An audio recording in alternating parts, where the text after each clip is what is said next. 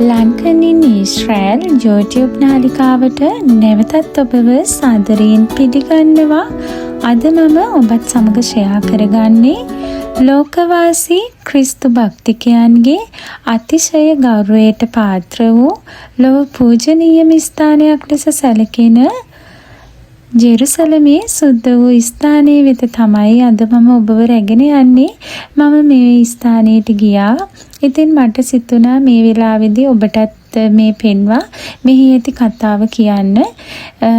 මෙය ජෙරුසලමේ පැරණි නගරයේ තමයි පිහිටලා තියෙන්නේ. මෙම ඓතිහාසික ස්ථානය ජේසුස් ක්‍රිස්තුස් වහන්සේ කුරුසේ ඇන ගැසීම, භූමි දානය සහ උත්ථානය සිදු වූ ස්ථාන ලෙස තමයි සැලකෙන්නේ. ඔබට මේ තිරේ දිස්වන්නේ මෙම දේවස්ථානයට ඇතුල් වන ප්‍රධාන දොරටුවයි. මෙම දේවස්ථානයේ ඉතිහාසය ගත්තහම 4 වන සියවස දක්වා දිව යනවා. කොන්ස්ටයින් අධිරාජ්‍යයන්ගේ මෑණියන් වූ සාන්ත හෙලේනා කුමරිය විසින් ජේසුස් වහන්සේ කුරුසියේ ඇන ගැසූ ස්ථානය සොයා ගැනීමෙන් පසු මෙම දේවස්ථානය ඉදි කරලා තියෙනවා.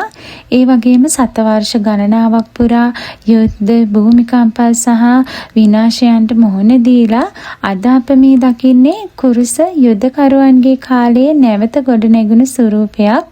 ඒ වගේම මේ වර්තමානයේ විටත් මෙහි ප්‍රතිසංස්කරණ කටයුතු වෙමින් පවතින්නේ. මෙහි තමයි ගොල්ගොතා හෙවත් කල්වාරි කන්ද කියලා ජේසුස් වහන්සේ ඇන ගැසූ ස්ථානයේ පිහිටලා තියෙන්නේ. ඉතින් එන්න මාත් එක්ක ඇතුළට යමු. මම ඔබට පෙන්වන්නම් මේ ස්ථාන. ප්‍රධාන දොරටුවෙන් ඇතුළු වූ විගසම අපට හමුවන්නේ The Stone of Anointing කියන මේ ගලයි. ජේසුස් වහන්සේ කුරුසයේ ඇන ගැසුවායින් පසුව ජේසුස් වහන්සේගේ ශරීරය තැන්පත් කර සුවඳ විලවුන් ගල්වා භූමි දානය සඳහා සූදානම් කළේ මෙම ස්ථානයේදී බව විශ්වාස කරනවා. බොහෝ බැතිමතුන් මෙහි දන නමා අදටත් යාඥා කරමින් මේ ගල සිප ගන්නවා. මෙහි සිට දේවස්ථානයේ ඇතුළත ඇති දකුණු පසෙන් ඇති පඩිපෙළෙන් ඉහළට ගිය විට මේ අපට හමුවන්නේ ගොල්ගොතා පර්වතය. මෙහි ඇති විශේෂත්වය වන්නේ ජේසුස් වහන්සේ කුරුසියේ ඇන ගැසූ ස්ථානය ලෙස සඳහන් කරනවා. ඒ වගේම මෙහි ඇති පූජාසනයේ යටින් ඇති කුඩා සිදුරකින් එම පර්වතය ස්පර්ශ කිරීමට අදටත් බැතිමතුන්ට අවස්ථාව ලැබෙනවා.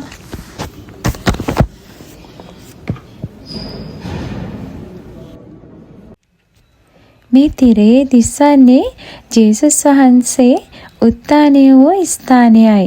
හෝලි සෙපල්කර් කියලා කියනවා මෙම ස්ථානයට. දේවස්ථානයේ හදවත බඳු ස්ථානය වන්නේ මෙයයි. රොතුන්ඩා නමින් හැඳින්වෙන මේ විශාල ගෝලාකාර වහලේ යට පිහිටි මෙම කුඩා කුටිය තුල ජේසුස් වහන්සේව තැන්පත් කළ සොහොන් ගැබ පිහිටලා තියෙනවා. ඉතින් උන්වහන්සේ මරණය පරාජය කරමින් උත්ථානය වූයේ මෙම ස්ථානයේ සිටයි. ඉතින් මෙහි ඇතුළත අපට ඡායාරූප ගන්න දෙන්නේ නැහැ.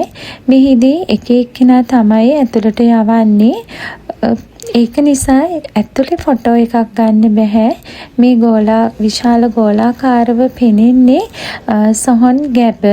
එතකොට මේ පහළ තමයි මේ පොඩි කුටිය පිහිටලා තියෙන්නේ.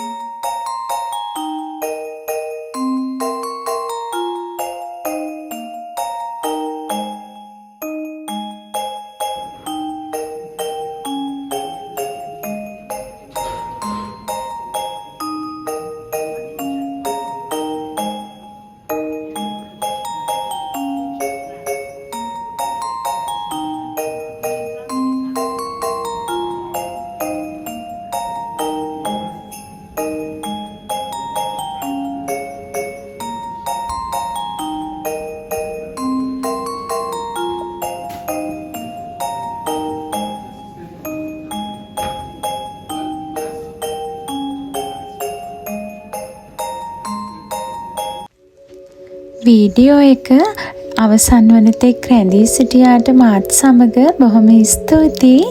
ලැබුවා වූ නව වසර ඔබගේ සියලු ප්‍රාර්ථනාවන් ඉටුවන වසරක් යා හදවතින්ම ප්‍රාර්ථනා කරනවා. ඒ වගේම ඉදිරියේදී මම හීබ්‍රූ පාඩම් මාලා සහ රැකියා පිළිබඳ තොරතුරු දිගටම රැගෙන එනවා. ඉතින් මාත් එක්ක දිගටම ඉන්න. ඒ වගේම මේ වෙලාවේ මතක් කරන්න කැමතියි ඔබ මාගේ නාලිකාව සබ්ස්ක්‍රයිබ් කරලා නැත්නම් තාම සබ්ස්ක්‍රයිබ් කරලා ළඟ තියෙන බෙල් අයිකන් එක ටච් කරලා නොටිෆිකේෂන් ඔන් කරගන්න කියලාත් මතක් කරනවා. ගිහින් එන්නම් නැවත වැදගත් වීඩියෝ එකකින් හමු වෙමු. ඔබට සුබ දවසක්.